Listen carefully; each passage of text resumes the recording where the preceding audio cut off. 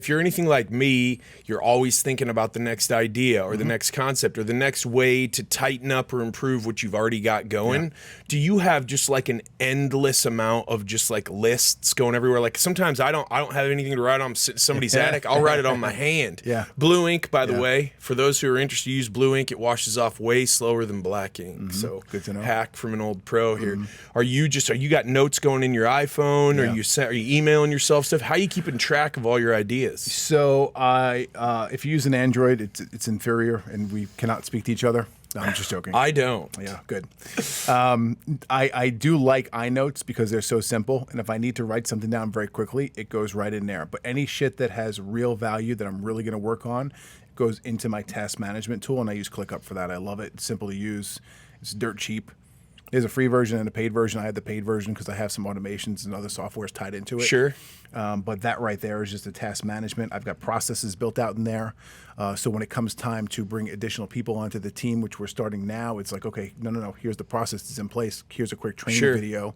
And all of that is hosted inside of ClickUp. So it's badass. That's very cool. So if somebody was, for instance, interested in writing a book, much like you have, this is your newest one, which we'll talk about here, Startup Legends Handbook.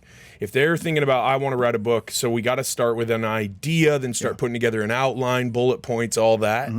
Is that a good place to kind of get your feet under you and start keeping like track of your ideas? Yep. Okay. Because you can assign due dates to it. You can put tasks on for additional team members. Don't ask me to do the cover art in this thing. That's not my specialty. Right. So let's reach out to or find someone. So a task could be, hey, let's go hire a cover artist. Go find 3, 4, 5, interview them, figure out who's got the best thing going on, who's within your budget, who's within your style, and go hire that person. Okay, cool. Now what's phase 1 of putting a book cover together? When you went to get the cover art for this new one or for Unfuck Your Business, because the cover art on Unfuck Your Business is very, the art on the cover tells you what the book is about if you know anything about business. Sure. Do you give them like a synopsis or like a thumbnail of like this is what the book is about? So I fucked it up royally with the first book. Oh, did you come at them with ideas or something? Yeah. So this book. And quit being too ambitious, bro. God, come on, man. This book was the first one I wrote. Learned a lot with it, and took a lot longer than I probably could. Not probably. It took a lot longer than it would take me right now to go crank out another book. And very, very fortunately enough, if you work with a professional editor, which I suggest anyone do, they're also going to have the connections to the cover artists that they know are good people. If you have an idea for a book, should you like go try to hammer out like 3 chapters first and put together like a treatment before absolutely not. So go find an editor. That's step 1, in my opinion. Okay, what the editor is going to do is basically tell you, yeah, that's a good idea, or you're out of your fucking mind. Because they have a frame of reference that you don't have. They've written thousands of books. Not that they've written. Let me rephrase. This is not a ghostwriter. I didn't hire a ghostwriter. I hired an editor. So this is my content in the books, but they went in and cleaned it up and made sure that I sounded as if I'm an educated man. Are they taking your idea, like your idea for Unfuck Your Business, actually not something I've seen repeated? Like you see, man. Yeah. You've been in this the coaching, the guru space for quite a while. Whether you were being coached or whether you have graduated to where you are now, you've seen a lot of these books. A lot of them are kind of along the same lines. Is an editor going to be like, I mean, that's fine, man, but the market's saturated and you don't have a name yet. I don't think it's going to do really well. If you find the right editor, hopefully they're giving you that feedback. But like we were kind of talking before, I don't know if it was recorded or not, everyone's got a hustle, right? The editor's hustle is to help you write this book. I don't know. Do you guys edit out all that every time I say that your preacher has a hustle and your doctor in his lab coat has a hustle and your politician has a hustle? They all got a hustle. Hopefully your mom and your dad don't have a hustle. Yeah. But there's a damn good chance your brother and sister have hustles. So when that's like a service that if there's a young guy or gal out there, they want to start something like Dennehy, they connect with you and you're like, okay, well, you could go find and learn on your own through trial and error, or I recommend reaching out to like these 2 or 3. They cut through the bullshit and they're going to come at you with the facts. They're not just going to take your 5K and be like, hey, if it doesn't do well, that's cool. I paid my insurance deductible on my kid's broken leg with that. I don't really give a fuck. And that's important. Yeah, it is. These 2 books were done by different editors. Where it's funny, long story short, when I did this book, I hired an editor, and she had a right-hand person, right? And I wound up becoming really close friends with both of them, and still to this very day. Really? And they wound up having a falling out and splitting up.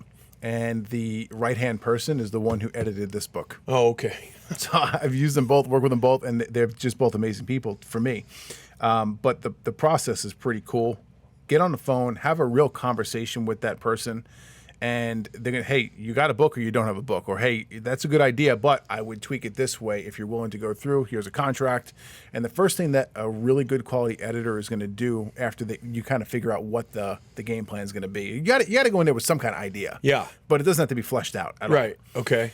The next step is that editor is going to spend several hours with you, probably on several different calls, and you're going to crank out the outline of the book. Right. This is the bullet points. This is chapter 1, chapter 2, all the way through. Probably, let's call it 12 chapters ish. Okay. 30,000 words ish for this genre book, unless you're doing something different, like fiction or whatnot. These are like manuals. Yeah. Almost. Yeah. It's can go into self-help, business help, self-development, mindset. I mean, there's many different categories, and that's another thing too. Why you want a badass editor on your team, because when it comes, these are all self-published books, right? I didn't go and sign a deal with HarperCollins. Okay, this is self-published, meaning I paid an editor to help me through the whole process, and they upload this to KDP, Kindle Direct Publishing, owned by Amazon. When you upload there, you have to choose the keywords and the categories that the book is going to go into. Gotcha. A lot of that has to do with, hey, we're choosing this one versus this one because we know it's going to hit bestseller status faster, kind of deal. I got you. So, writing a book has this, it's got this ethereal, like, I don't know, like, it just has like this halo around it. It's got this, that people have this idea about, well, like, even what like an author should maybe look like. Yeah. Like, should they even have tattoos, or a rockin' beard? Yeah. But it becomes this, so when we know in business, you have to break things down into tasks. Yeah. You got to be, so every day I got to be taking steps toward my goal. When you're just like, go write a book and it's going to be like your business card. Yep. Well, for an entrepreneur who's either buried by, I just got to make payroll on Friday. When you loop someone in who's a pro, like an editor, and they're like, that's a pretty good idea. And then you take the time to work out the outline and to decide on how many chapters and all of that, then you're breaking this pretty big project down into small tasks. Every week you got to have this done. Will your editor, depending on who they are, will they kind of hold you accountable on stuff like that? Hell yeah. Yeah. Like, hey, I need content. If you don't have me content by this time, the end product of your book is going to get pushed back by 30 days. Yeah. Okay, so how long do you want this project to go on for? How bad do you really want it? That's what it comes down to.